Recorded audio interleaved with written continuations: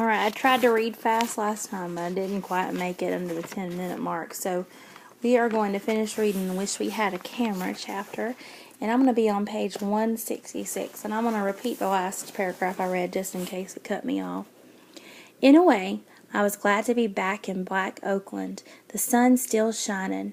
As much as I loved our adventure, I was always on the lookout in between just looking. Here I knew where everything was. The center, the park, the library, the city pool, Safeway, and Mean Lady Ming's. No one stared, unless they were staring because they didn't like your shoes or your hairstyle. Not because you were black or they thought you were stealing. As much as we needed to go off and have our California adventure, it was nice to be back, even if it wasn't our real home.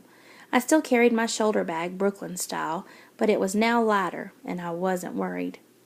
We stopped inside Mean Lady Ming's and gave her all the change we had left except for $2 bills.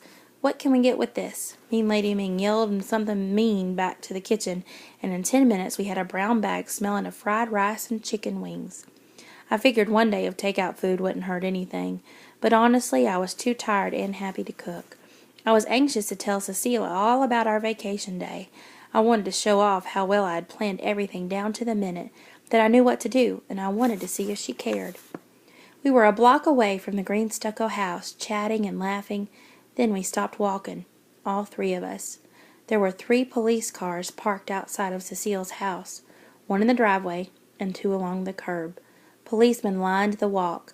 Lights flashed on top of their cars onto the streets, red, white, and blue lights everywhere. We inched up, the happiness knocked out of us. Cecile and 2 Black Panthers, hands behind their backs, handcuffed, being led out of the house and down the walkway. I could hardly breathe.